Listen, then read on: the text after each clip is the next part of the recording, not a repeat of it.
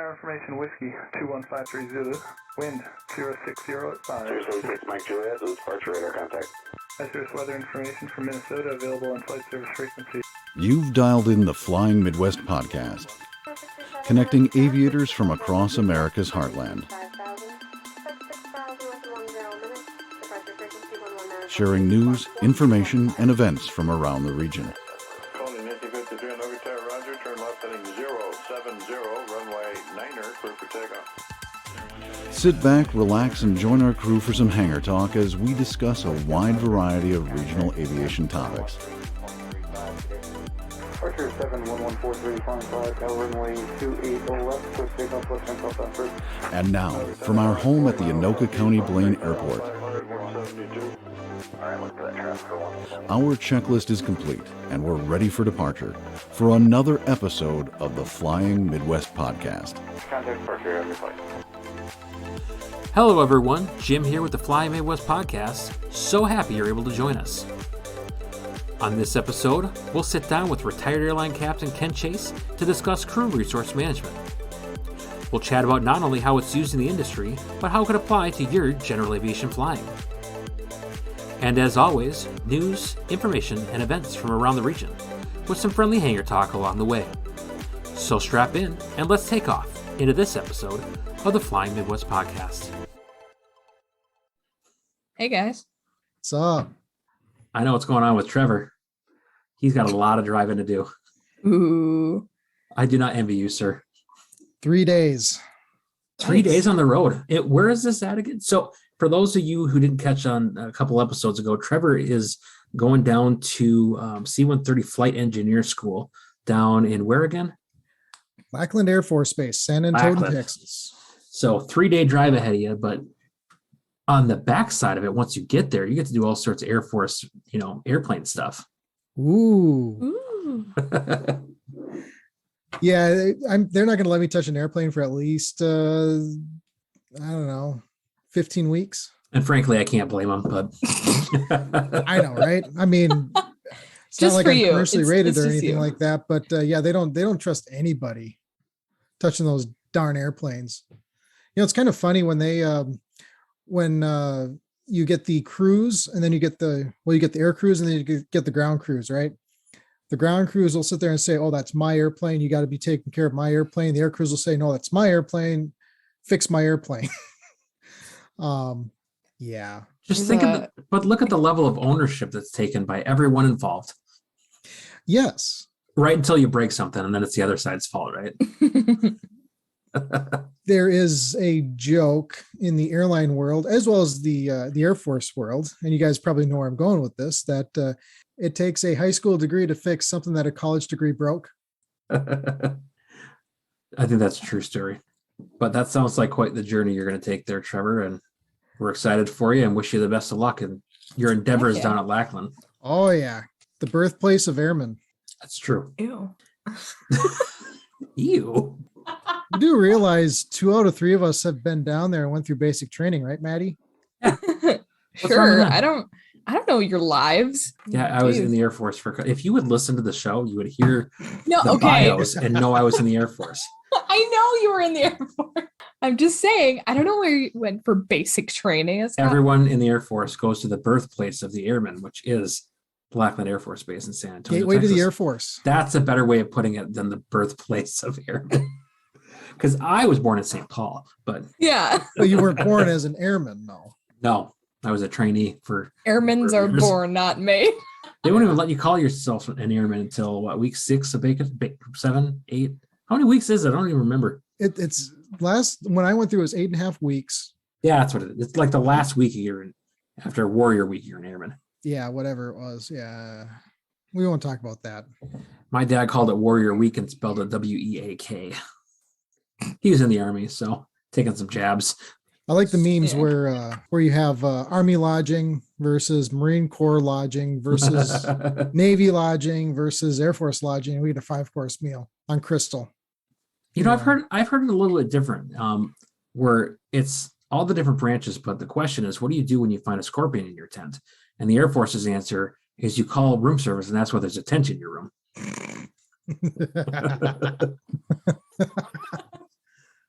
good. Oopsies. So let's jump right in the news, shall we? We shall. Duluth, Minnesota-based Cirrus Aircraft has announced an expansion plan for their facilities. The company is looking to rapidly expand their operations in the city of Duluth and working with St. Louis County and the city in the form of a $1.2 million tax abatement package. The move is expected to bring at least 80 additional jobs to the company, bringing its total workforce to around 1,300 workers. As Cirrus continues with this rapid expansion project, they'll move into an existing maintenance, repair, and overhaul facility that was previously owned by Northwest Airlines. They're also looking to purchase a building that they already occupy on lease, with eventual plans to expand the campus at a cost of $25 to $30 million. In other news, the FAA awards contract to Drone Research in North Dakota. So the FAA has awarded more than $2 million in contracts to two companies that will conduct unmanned aerial systems research. The funds were awarded through a program that demonstrates or validates technologies essential for safe integration of the UAS into the national airspace system. General Atomics Aeronautical Systems, Inc., an anchor tenant of Grand Sky Drone Research and Business Park, received nearly $1.5 million, and Fargo-based product and development technology, Apero Systems, received about $800,000 in funding. They will work in conjunction with Northern Plains UAS test site near the Grand Forks Air Force Base. The reason for the contracts, they were awarded to focus on detect and avoid capabilities. This technology will enable unmanned aircraft to detect other flying aircraft nearby and maintain a safe distance from them. Research will evaluate the use of LT cellular networks for unmanned aircraft, which will help ensure communication between drones and the ground and to help control them, which I think, honestly, if I'm looking ahead in my crystal ball here, if I'm predicting the future, I think this is going to be hugely important for when drones become, package delivery guys versus the guys in the brown shorts showing up on your doorstep. You'll get a buzzing drone dropping your package off. Won't that be a sight to see? But will the drones themselves actually be wearing the brown shorts, or is that just... I was actually thinking that very question myself. I'm thinking you could probably make a drone wear a pair of shorts. It's like that meme that like if a drone would wear shorts, would he wear it like this or like this? No, You know which ones I'm I talking don't think about? I've seen that. Like No. Okay, We're I think old. it's if a dog Okay. if a dog wore pants, that's it. You know what I'm Oh. talking about? Would he wear them like this or like this? And it's all like on the bottom half of the body or like the back Yeah. half. Yeah. Okay, great. You're not too old. In bigger and more important news, Textron. All right. Textron just unveiled their newest addition to the Cessna family, the Cessna 408 Skycourier. This is a completely new design from the Cessna branch of Textron, and it is a large 2-engine utility turboprop. So this aircraft was made to wear many hats. It can be configured very easily. It has low operating costs, high performance, and high payload capability. According to Textron, it can carry over 6,000 pounds of payload, which is a lot. It's powered by two Pratt & Whitney PT6A engines, which are the leading turboprop engines on the market and have been for many, many years. also the safest. FedEx Express was actually part of the development of this aircraft and was an instrumental part in the aircraft becoming what it is today. The Skycourier is actually the first propeller aircraft that Cessna has manufactured since 1984, when the Cessna 208 came out. So this is an entirely new aircraft and is a bit of a departure from the jets that Cessna has been focusing on lately. The Skycourier celebrated its inaugural flight in May of 2020, and the 3 aircraft that they've developed have built over 2,000 hours together. That should do it for our news. Thanks, guys. Over to Trevor now for some aviation history. And boy, do we have some aviation history to talk about this week. If you look 10 years ago, February 8th of 2012, the last flight of the Boeing 747 modified to carry the space shuttle made its final landing at Air Force Plant 42, Palmdale Springs, California. The original 747 that actually flew the shuttles around was actually inaugurated with Japan Airlines, oddly enough, before it was picked up by NASA. There were actually 2 747s that were short range. They were high capacity. Boeing did some strengthening and within the structure of the airplane to handle the high loads and short distances. The 747-100 SR that shuttled around the shuttles. You know, like that. Did some shuttling around. They had a maximum surface ceiling of 15,000 feet, and its range was 1,150 miles. Now, if we look back a little bit further, 2 years earlier, also this week in aviation history, February 8th, 2010, the 747-800 freighter that its experimental flight. It's kind of interesting because you can actually see some of the last operators of the 747, including UPS, Cargo Lux, and a few other cargo variants. But as somebody who's been a huge fan of the 747, it's kind of sad to see that these the Queen of the Sky, that the sun might be setting on this iconic airplane. Ooh, if you like 747s, there's a book. It's a memoir written by the guy who headed the project, to the initial project, and through the 300 model. Really? Really good. Oh my gosh. Joe Sutter, I think his name is. Yes, oh my gosh. I recognize that name. So good. So good. I'll send you the link. This feels like something we're going to throw in the show notes. Yes. Mm-hmm. It's really good. If you want to know basically an inside look on the development of the 747 up to the 400, doesn't cover the 400, definitely read. It's called 747, Creating the World's First Jumbo Jet and Other Adventures from a Life in Aviation by Joe Sutter. It's really good. This guy headed the project. He had a really big role in that. He was, lead engineer. But yeah, his story is really cool, and you get to learn a lot about the 747 and some of the challenges that they had with it, what working for Boeing was like at that time. And actually, funnily enough, the 747 was not something they were focusing on at the time. They were working on their SSRI, our supersonic aircraft, that never saw production. All the really top engineers were on that project, and they're like, hey, kid, you worked on the 727. Here, have this. This is our interim project, because everybody's going supersonic now. But we need to have something in the interim because Pan Am wants this big aircraft. And so he's like, okay. And thus the 747 was born. The iconic bubble, the hump on the very top, was developed so that the nose could lift up, because when Sutter actually was planning this out, he didn't see it as a passenger aircraft. He saw it as a cargo aircraft, that the subsonic realm of aviation was actually sunsetting. Yeah, he also did it. He couldn't make a double-decker work like Juan Trippe, the Pan Am CEO. He wanted a double-decker, and he's like, we can't make this work, sir. Sorry, but we can make this work. And he had originally the hump was going to be for like crew rest, and Juan Trippe is like, no, this will be first class. So nice. Yeah, it ended up being one of the most versatile aircraft, the world's ever seen. All right, everybody. It's about to be air show season, so mark your calendars. I'm about to give you some dates for some air shows that are coming up this summer. May 14th to the 15th at Ellsworth Air Force Base. They have their Air and Space show. June 4th to the 5th in Eau Claire, we have our Chippewa Valley Air Show. June 8th, the Snowbirds are coming to town in Ypsilanti for the CF-118 Air Show. June 11th to the 12th, the Spirit of St. Louis Air Show and STEM Expo is happening in St. Louis. June 18th to the 19th in Grand Forks at the Air Force Base there will be the Northern Thunder Air and Space Expo. And June 30th to July 4th, there will be the Battle Creek Field of Flight Air Show and Balloon Festival. So keep those marked in your calendars, and if they're nearby, go take a look at what aviation has to offer. Don't worry if you've missed on those dates. We'll have it in the show notes. And on the last episode, we had Pam on from the Michigan's Women Aviation Career Symposium. Just a reminder, their event takes place next Saturday at the Western Michigan University College of Aviation in Battle Creek, Michigan. We will put in the show notes their Eventbrite website so that you can register. It is $10 to attend that event, and it is live in person in Michigan.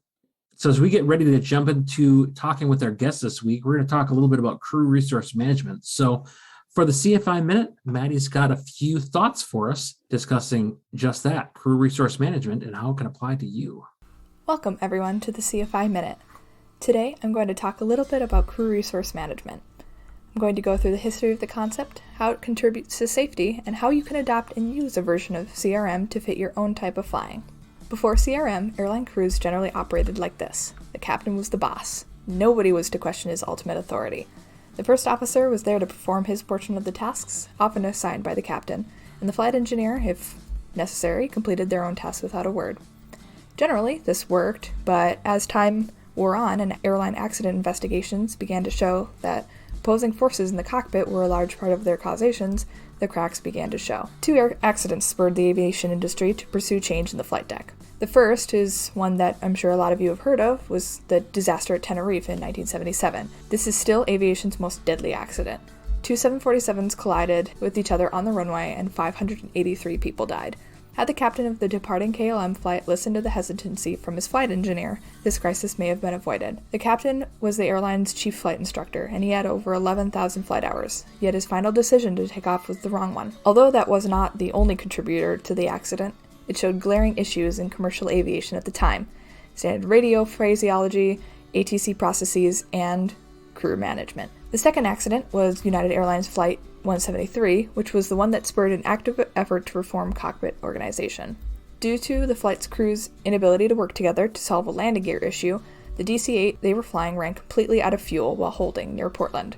Although there were survivors of this accident, it prompted United to be the first airline to adopt an early form of what we know now to be CRM in 1981. Mainly, this version focused on authoritarian captains and trained them to be more open to suggestions when making decisions. By the time the late 80s rolled around, many airlines had their versions of CRM training incorporated into their programs. CRM is now heavily integrated into airline pilot training.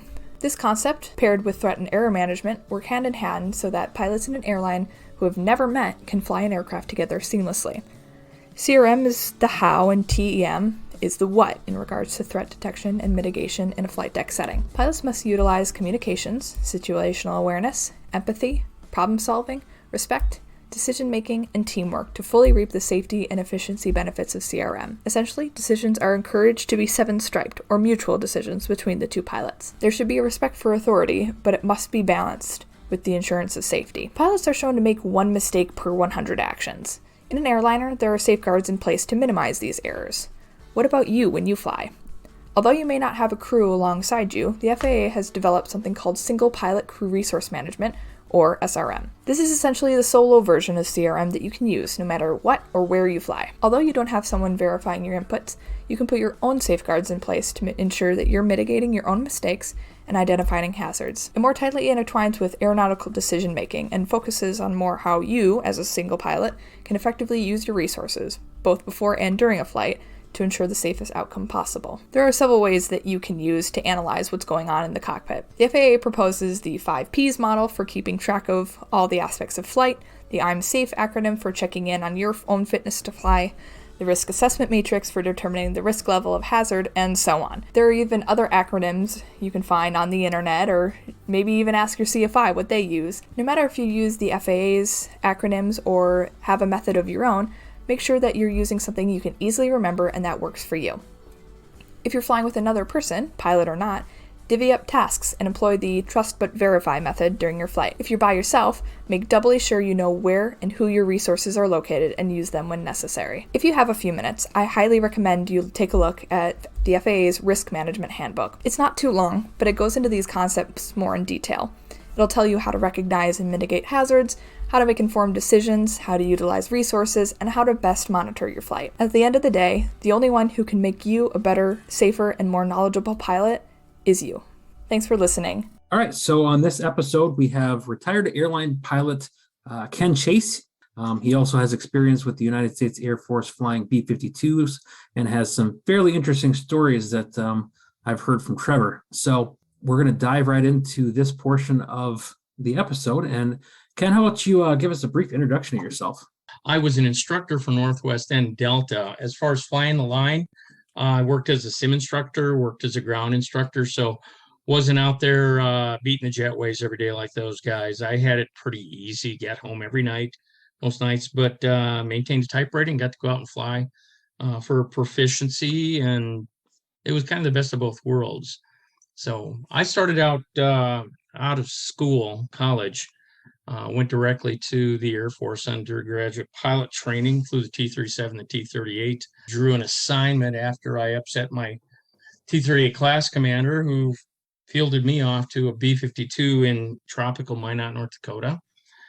So basically spent the duration there. We had access to a program to maintain proficiency for the co-pilots, accelerated co-pilot enrichment, ACE for short. So had an opportunity to put a few hours in the T-38. I can remember, not on a regular basis, but on more than one occasion, being fielded into the squadron commander's office to reaffirm that I knew that my job at the base was to fly the B-52 and not the T-38, because I enjoyed that way too much. I guess it showed. So worked there, got out. I've been on my own in the general aviation market. I have a hangar that I rent. Currently, I have eight aircraft in there right now. Wow. Oh, wow. And some of them are projects, some are complete, but I've always had more than a candid interest in what's going on there. On the general side of things, I got involved with a number of people importing L-29, L-39 aircraft and worked hand with them for the assembly, and get to meet some of the folks coming over from the Czech Republic that were helping us on the assembly there, and get type rated and flew those aircraft and maintain an L-29. I'm working on that right now in the hangar. And one day I slipped in the bathtub, hit my head on the soap dish on the way down. Thought it'd be a great idea to go buy a MiG-21. So I got one of those sitting in there. And just some other odds and ends, things to keep me busy. But worked with Northwest and Delta after the merger. Took some time off after that, got back on board with Endeavor, and that's where I met up with Seth and Trevor.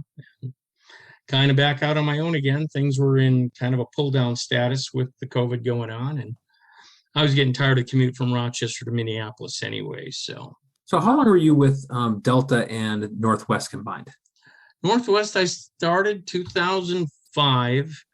And I think I worked with them through 2012 when they finally made the move to Atlanta. We took by the fleets. They severed the training programs in Minneapolis at the NATCO facility.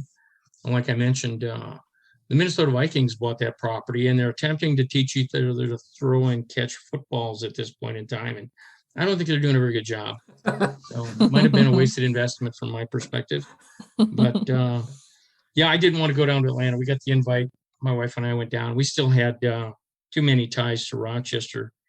My wife works for the Mayo Clinic. She's working research with them right now. And we just thought it was not a good time for the move. So I went ahead and adios Delta at that point in time. So as a sim instructor, I'd imagine that there's plenty of instruction covering, crew resource management, how to work together as a team to operate within that environment. Yeah, that's one of the major emphasis.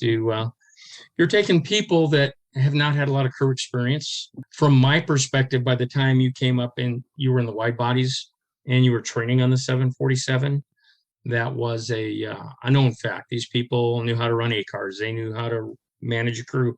They knew how to sit both the right and the left seat, because you don't just plop in the airlines and jump into the 4-7. So the other end of that is when I ended up in Endeavor, we were bringing people out. Last week, you're flying a Cessna 172. This week, you're going to fly a CRJ. So the crew concept was fairly new there. So yeah, the CRM was important. I've seen that kind of change through the years. Some of what they've leaned to is important. I can remember coming on board and the captain sits down for the brief and puts his hand down on the throttle quadrant and said, "This is my half the cockpit, that's your half the cockpit.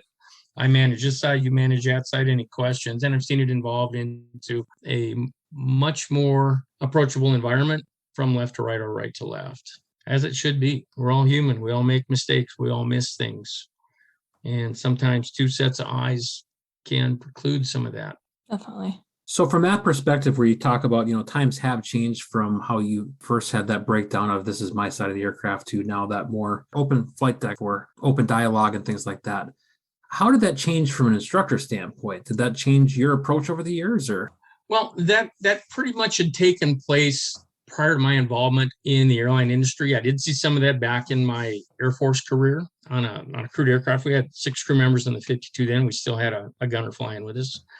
And crew management, again, fell to the aircraft commander, the left seater. And there were responsibilities that he doled out. But it was interesting for me to see that the right seater is the one that ran the checklist, called the checklist, initiated altitude oxygen station checks, things like that.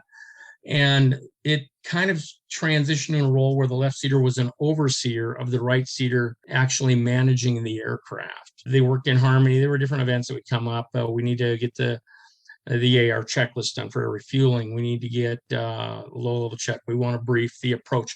So you ended up seeing a much more harmonious thing coming on. Even in my short time in the Air Force, I saw things migrate into a whole cockpit.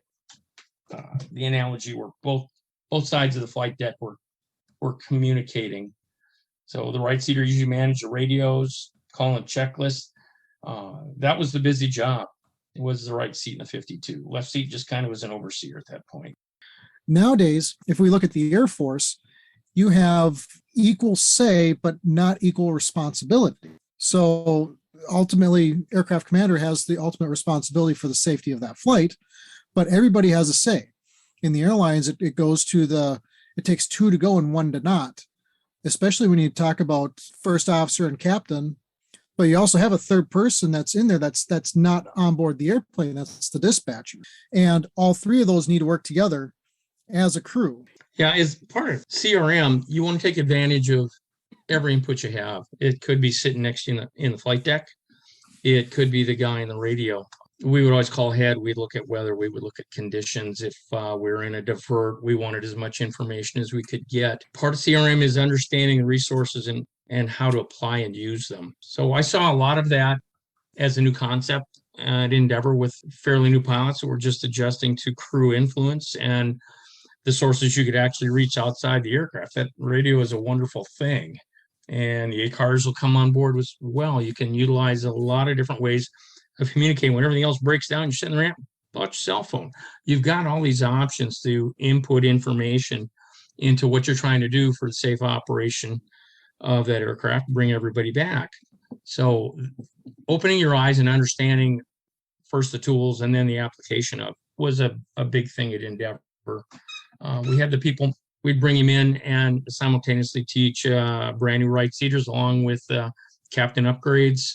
We could see a number of people that, it was just an enlightening experience for them at that point, introducing concepts they hadn't really had any hands-on with before. It was kind of fun to watch a light bulb go on an occasion. So that's a great kind of segue into my next question, where you talk about the experience of having those, when you're in the 4-7, you've got all this wide variety of, more experienced aviators, whereas opposed to Endeavor, where you're teaching, people that are coming off of that GA background. So from that space, how would you go about instructing and introducing that CRM concept? They had to understand the tools. A big part of that is understanding procedures, understanding what you're trying to do with the checklist. What am I really trying to accomplish here? I'm trying to get this airplane in a safe position to facilitate a pushback or taxi out. Once they had those down, then the CRM is what makes sure those things are accomplished. You see people monitoring each other. Ultimately, the left seater signs the airplane. They're the ones that are responsible. But the right seater is responsible for doing everything they can do to make sure the left seater has success at that. I think the biggest surprise for a lot of these folks is how busy it actually is. You're always trying to beat the clock. You're trying to get to push out on time. And that's even if everything is going good. You don't have any maintenance issues. You don't have any delays for any reason. You're not trying to wait out the weather. You have an opportunity to work through these things. And a seasoned crew is fun to watch. They can come through and they understand where those points are and they can work ahead at points, but you don't want to get too far ahead because then you're going to be missing things. You want to do things as they should be done to make sure everything's been completed in the order it needs to be done to safely operate everybody on the aircraft. So, and that even comes into, and this was a new experience for me when I got to the commercial end of things, is working with the crew in back. Before, my crew in back was my gunner, and all he had to do is heat up my coffee, and had electronics warfare officer back there as well. And that was the rear end crew to me. And to take into account, you've got people and passengers, that was an eye opener. No, I think just make sure everybody understands what you have available and how you can best utilize that for your flight was a big concept. I truly believe that if you pay attention to what you're doing every day, you're going to learn something every day. You're going to refine what you know and make it probably a more pleasant experience for yourself. You're going to have a better understanding of how you are going to manipulate this aircraft this time, work with this crew, and pick up a little bit on aircraft systems and understand a little bit of the way of the world when it comes to certain airports. And when you go into strange fields, you start that learning process all over again. It's a constant state of evolution. You're going to understand a little bit more every time you do it. It's always changing up. We don't land at the same airfield every time. So there's always these challenges of moving and having an application to put my knowledge base into a new environment. That's kind of the challenge of aviation, I think. So what do you think are some of the common pitfalls that you saw that pilots would go into when trying to learn this CRM concept that may not be as familiar as some other concepts like flying the plane would be to them? Well, from what I saw, I didn't get to spend a lot of time in the sim with these folks.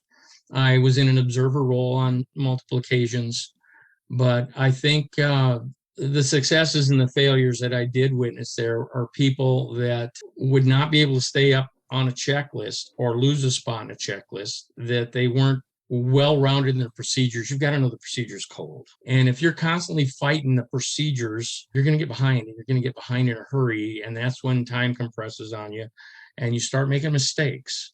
So those are the things I saw. Even teaching procedures in the classroom, which, by the way, we as ground instructors don't teach procedures in the classroom. But when we taught procedures in the classroom, I saw those mistakes being made, where I had these folks on board early on. Basically, the first 3 weeks of their training with the company, sometimes we'd have requalifications coming through. It was fun to watch those folks come back up to speed. Maybe they're out on a medical or a military leave or something, but they would come back and you could see that wheel spin up a little bit faster than like a new hire, per se. So it was always fun to see the different backgrounds coming through.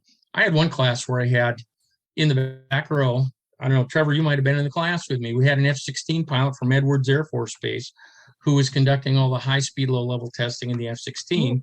And down in the end of his aisle was a Cessna 172 pilot who'd been towing banners for the last 3 years. Oh, wow. And I had to figure out how to teach both these guys without either one of them falling asleep. And that was kind of a tough one.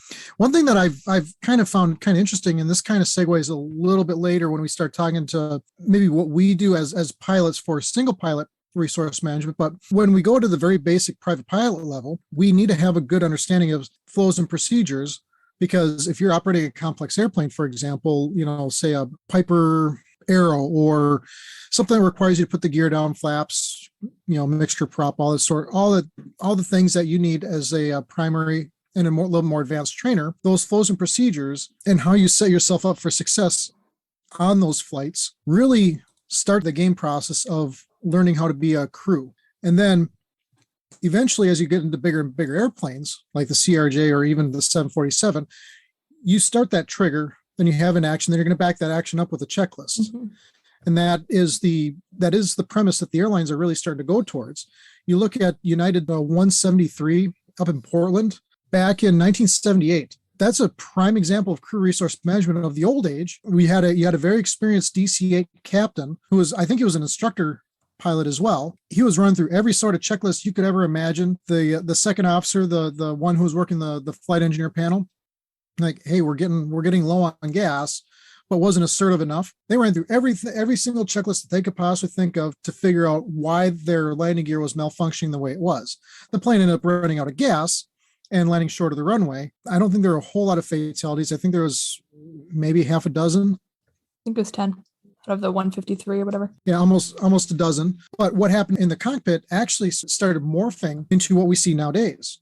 You look at the United 232, the Sioux City crash. You actually had a DC-10 instructor come up from the back, help Al Haynes, who was the captain of that, articulating thrust, trying to figure out how to regain control of that. That is how today crew resource management has evolved. I think it's kind of cool. Yeah, especially it's bleeding into GA too now. Because they're seeing how, even if you have a non-pilot in the cockpit with you, just a little bit of running things down, like, here's how to read a checklist to me. Can you do this for this flight? It can make a big difference when you get into those situations where you're in hard IMC and you have a gear malfunction or you have something that goes wrong. And suddenly you have that helping hand who's also looking out for you. And it's even better if you have another pilot there, even if this isn't a plane that you need two pilots for. If you're on a flight with a friend who is a pilot, you can integrate those kinds of things to help the flight end successfully, which is what we all want when we fly. That's taking advantage of every resource that you have. If you've got another set of eyes in the flight deck, if you've got somebody can, like say, just handle a checklist for you. Absolutely. All those things will help. That we were taught back in the military, three things. Number one, and always number one, is maintain aircraft control. Number two, analyze the situation. Number three, take the appropriate action. One of the best instructors I ever had, this guy was older than dirt. And he came up to me one day and he chastised me for the speed at which I ran through the checklist, because in the Air Force, sometimes we had to get ready to leave in a hurry, so we expedited the ground checklist pretty good. We all got fairly good. You knew what it was, and you're throwing switches around at a high rate of speed. And he said, you have to understand that no one's going to shoot a missile at us here, hopefully. You can take your time. Nothing good happens fast in this industry. And I had to think about that. I took a step back, and he's right. Nothing good happens fast. Only bad things happen fast. Take your time. Well, and you taught me one big key way back when we were, piggybacking, instructing and whatnot. You said there's very few things will crash an airplane immediately. So that's one of the big things that you taught me, Ken, that I've kind of started incorporating into everyday flying for me. Yeah, the only crunch points that I can see right now is you've got an airplane falling apart around you, something you're not going to really be able to run a checklist and fix. You've got an onboard fire, you handle the fire, you run the procedures, you get on the ground as quick as you can. That you're up against time. Run out of gas, another one you need to pay attention to and get on the ground for you, or in there making no noise on final approach. So, yeah, most of these procedures that you do responding to an emergency situation, emergency procedure, you've got the time to execute them. And that's where you really want to slow down and make sure that, A, you're prepared for this by having your systems knowledge intact. And you want to make sure you're running the right procedure, that you're in the right checklist, and that you're following through letter by letter. You can get into a crunch and you can actually make the mistake. You can get ahead of yourself. You can think you're manipulating that checklist correctly, but you've got to be very disciplined and run it completely. If you miss one step, it might negate the whole benefit of running that procedure. You want to make sure it's run concise, and you slow down, and you have points of confirmation. You want to make sure all of that is covered. So where it gets critical now is if you move into a single pilot aircraft, you don't have anybody to rely on but yourself. Chances are you're going to be so busy, you're not going to get on the radio and try and solicit outside help. You have a real-time scenario, you're going to have to deal with it, and you're going to have to deal with it based on your general knowledge, your airmanship, and basically what you remember, what you've been taught, and respond accordingly. So it's critical that you do pay attention. It's easy to fly when it's a blue sky day and everything's working well. But when you're out there in the weather and everything starts going sideways, that's when you're going to be trying to figure out what metal you're made of. Maddie, what was that phrase that you brought up a few weeks back? Something about we don't rise to the occasion as pilots? Oh, yeah. As pilots, we don't rise to the occasion. We sink to our highest level of training. It's a pretty common adage, but it's one that I found to be very true. I mean, that goes along with another saying that I've heard of is you live how you train. I like that. Oh, very much so. So, Ken, we've talked a little bit about kind of the airlines, the military aspect of how the benefits of crew resource management have evolved over the years. How do you take those things that you've learned in your professional life and apply those to your general aviation craft, whether it be yourself or advice that you give to other general aviation pilots? Well, they certainly have their place. I don't care if you're flying a C-5A or a 747 or a Cessna 152. It was said a while back, can't remember the exact quote who said it, but someone wanted to know what is the safest airplane to fly, and the remark was, well, that's got to be a Piper Cub. And he said, well, why is that? And he said, well, that's the airplane that'll kill you the slowest. So you've got to put that form of discipline, and that's the word I think that carries through every aspect, military, commercial, or general. You've got to be self-disciplined. If you're just going to go out there and like you're driving to the 7-Eleven in a Piper Comanche, chances are you're going to miss something.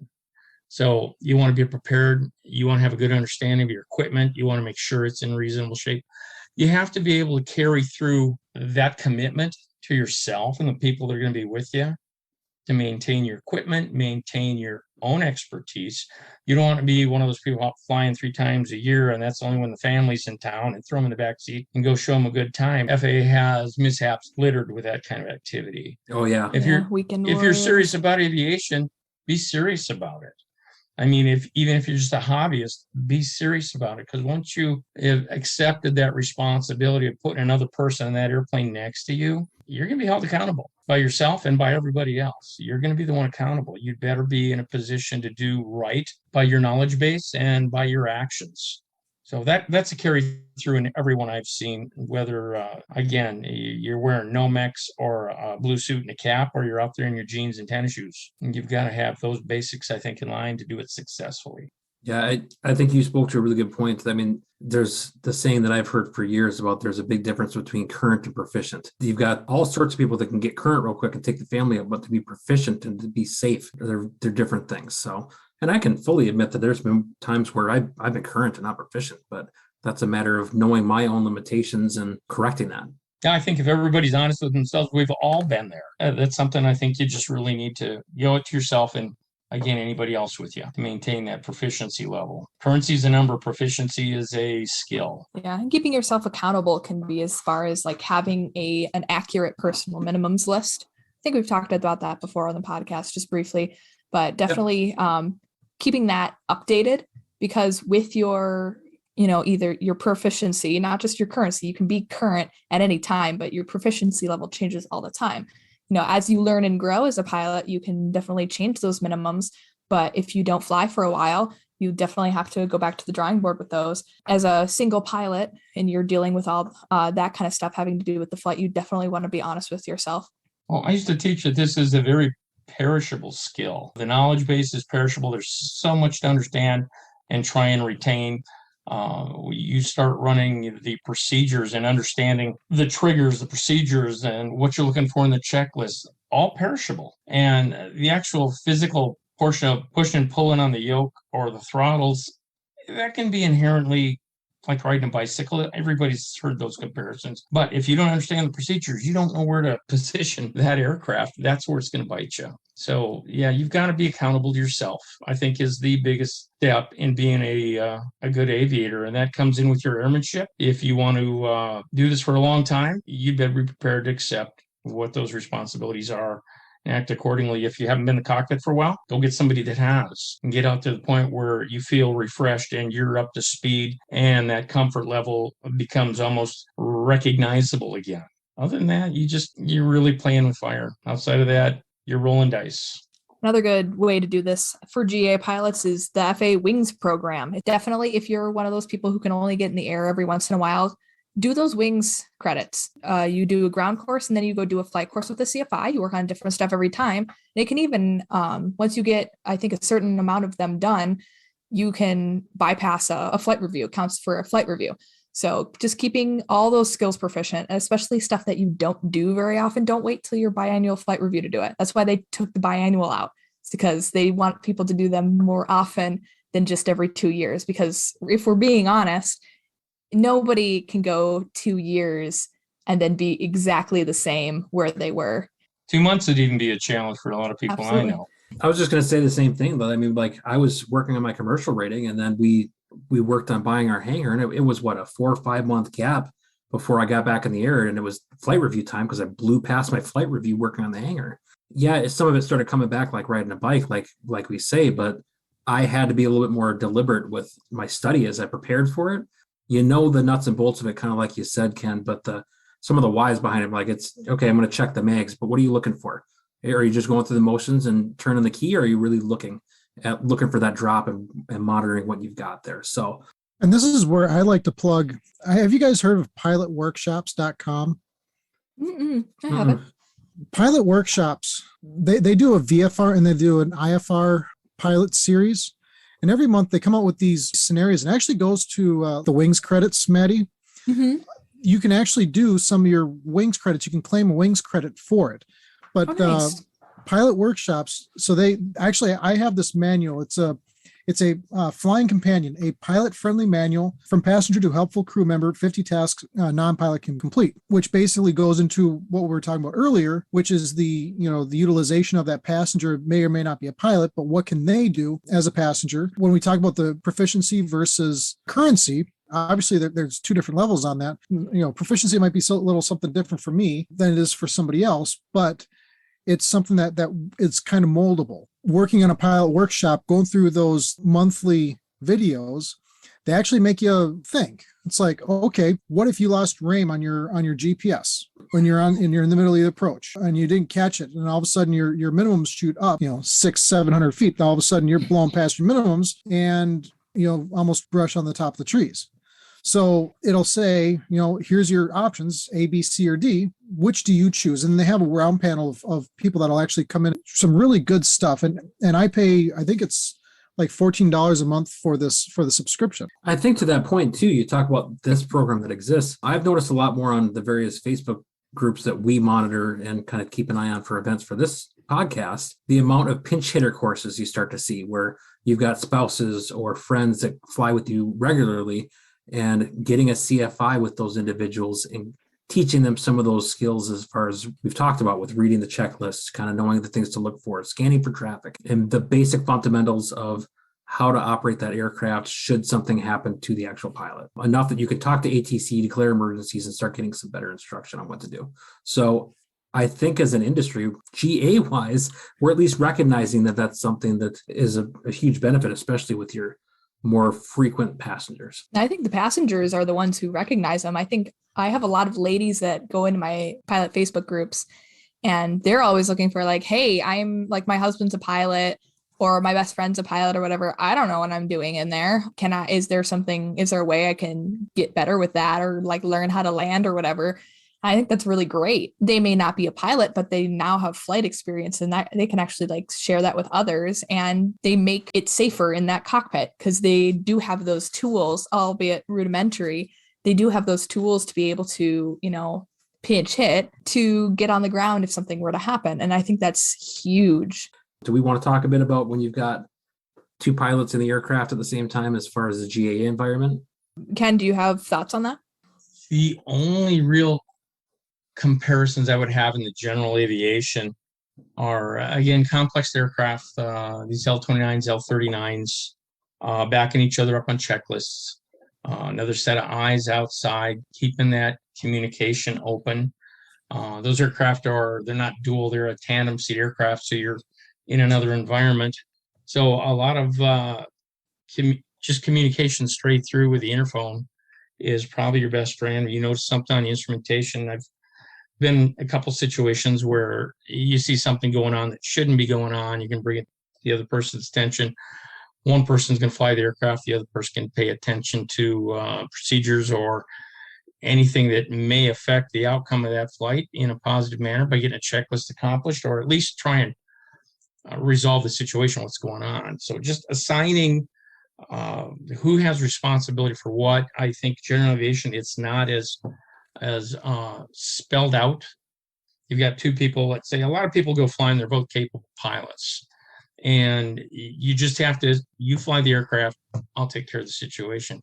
Just those lines of communications, big corners, because everybody's flying the aircraft or everybody's trying to take care of the situation. Something's going to get overlooked, like maybe the ground. So you want to make sure you've got everybody understanding their role, their position to help. That would be the biggest, I think, general aviation side of things. I just wanted to add quickly onto what Ken said about in GA flying, although CRM really isn't spelled out in a way for two pilots, just because there are very few aircraft that we would be flying in GA that would require two pilots. You got to go more into jets for that. But to all the people who are time building, for instance, for instrument commercial, ATP, whatever you're doing, it might be a good exercise to try and practice with a safety pilot, which is a great way to split hours, split costs and things like that, to do it in a little bit of an airline environment. If you don't really know much about it, there are definitely YouTube videos and things online about how airline CRM works. So if you're not super familiar, you could look those up. But from what I understand, you split up the tasks and then you each perform and you check everything. Trust but verify is something that I've heard a lot, but definitely split up the tasks. So say you're the safety pilot, you take radios, you put in frequencies, and those are your 2 tasks for the flight, but you check everything. All right, Ken, what is one piece of advice that you would give a pilot who is aspiring to be in the airlines? Commitment, total commitment. You have to give yourself over. It is an exhausting experience. It's the hardest I've ever worked, but the most rewarding job I've ever had has been in aviation. And if you're afraid that you can't keep commitment or make the commitment, find a job selling phones for Verizon or something. You've got to be able to endure it, and it's grueling. There'll be long days, long nights. You'll constantly be challenged with validations to prove yourself, prove your merit, and to get a job and keep a job. So the commitment you have to make is probably one of the strongest commitments you will have to undertake and hold. If you're prepared to do that, aviation can be a phenomenal experience. If you want to get rich, be a doctor. If you want to have fun, be a pilot.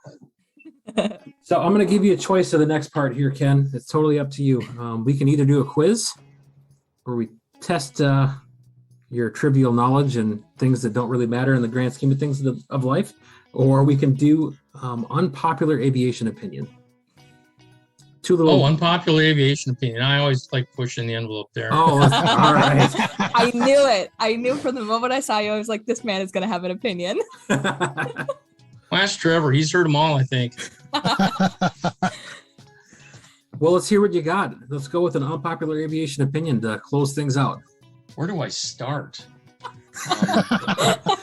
Keep in mind, sir, we have 1 hour in this podcast. So, oh boy, we're going to need another 2 after that. Also, we don't want to bring you back. Totally flamed by half of our audience. Well, I think sometimes the way the industry has almost undersold the training side of things, I'm a little bit miffed with that. I see people come in and try and turn it into a very mechanical, very rudimentary experience. And I think there's more to it than that. I think there's a way to grow and understand and develop yourself as a pilot and let it reflect into the rest of your life. I think it's going to make you a better person all the way around. But I've seen and I've experienced firsthand some of the cadre above me in some of my commercial aviation experiences, where they have been the limiting factor on myself as an instructor and the students as well. And I think opportunity was missed in a number of those environments to make a better student. So, and that was one I rode off into the sunset with, and I will stay on that horse and keep riding as long as I have to. But yeah, there were opportunities I know were missed. So I won't go any deeper. I don't want to end up in a lawsuit anywhere. Well, we have somebody who you can call just in case. And who is that, Maddie? Faligo. I think this has been probably one of the most eye-opening podcasts that we've done thus far. I think I'm sorry. Well, no, my wife always says she can't take me anywhere, and I just keep proving her right. So we kept you in the house. Yeah, we kept you in the house. You did good. Well, no, it's been enlightening. I appreciate the time. I think I've got to get out the kitchen and do dishes now. Oh boy. Yeah. My responsibilities here have not lessened, so that'll happen. Well, we certainly appreciate all your time, Ken, and appreciate you coming on our podcast. It's, again, like Trevor said, very eye-opening experience for us. So thank you once again for being a part of it. Well, it was very nice to meet you all, and thanks for the opportunity. I'm glad he jumped on the unpopular opinion. I had a couple of stupid airplane trivia questions to ask from the movie Airplane, but I really that's always a good fail-safe. There's always something we can ask from Airplane. Oh yeah. This is like a truth or dare, but like the cool people choose dare and they choose the unpopular. Absolutely. So I think we had a great chat with Ken. Absolutely. A lot to be learned there. He's got a lot of knowledge and experience, and a lot that I think we could take from that.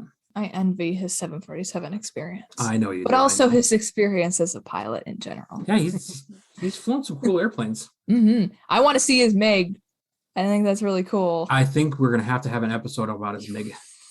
We're gonna have to hangar fly visits. Hangar visit. But you have to That's a wait. great idea. We have to wait until I get back. Then the three of us can fly the Sundowner down. That's like 3 years from now, isn't it? No, September. Oh, September. I was mistaken. Trevor's just gonna be gone forever.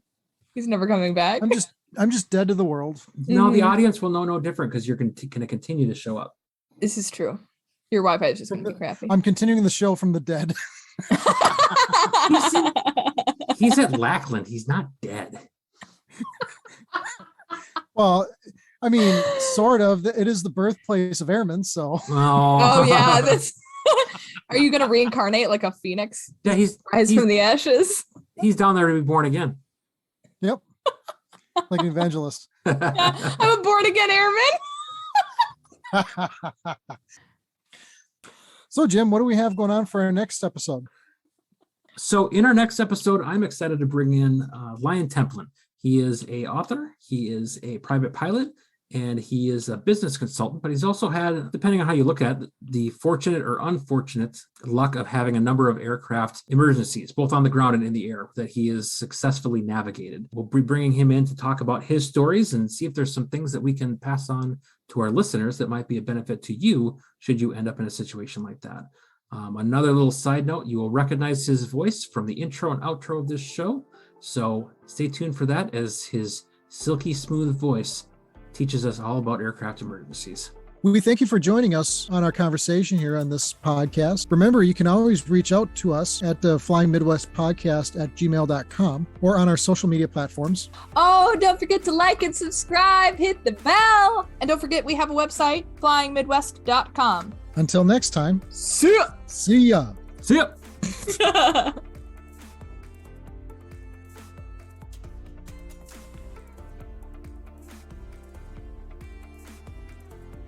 Chef 536, contact Minneapolis Center 132.35 today. Thanks so much for joining us on the Flying Midwest Podcast. Until next time, podcast service terminated, squawk VFR, frequency change approved. Good day. Hi, I'm Jim's daughter Hannah, and now it's time for my favorite part of the show, bloopers. That's the beginning of our gag reel. Let's see here. Flying Monkey Podcast. You know that's what my dad calls it. He calls it the Flying Monkeys Podcast. I mean, I kind of like that though. It's kind of cute. Do not encourage him. I'm not. Oh, well, he's not listening. No, he says he's tried to listen, but he falls asleep. We have our host, these idiots. Guess what we're gonna hear again? I'm calling the Air Force. Right. Hello, Air Force. Don't worry about it, Trevor. She doesn't have their number. I'm taking my glasses off. Oh, he's getting serious, Maddie. Glasses are off. I have had exactly nothing to contribute for like the past 5 minutes, so. Oh, it's been longer than that. They are fun engines. Those are some fun engines. Like they'd like to go out on the town and have a good time, or what? So this new aircraft is an aircraft. Yep. Don't put that in the bloopers, please. That is going into the bloopers. You know that, right? It's certainly a plane. Just a reminder, their event is going to occur next Saturday. Saturday. Their event takes place next Saturday. Oh, I did it again. Saturday. Thanks, Trevor, for picking me up, brother. Anytime. You raise me up. We're going to raise you up right to the gag reel. That was excellent. Excellent? Excellent. Like eggs? Yes. Ooh, Trevor could set a good example. Okay, I'm done. Then we could egg this podcast? Egg. Thank you for your contribution, Trevor. Yeah, exactly.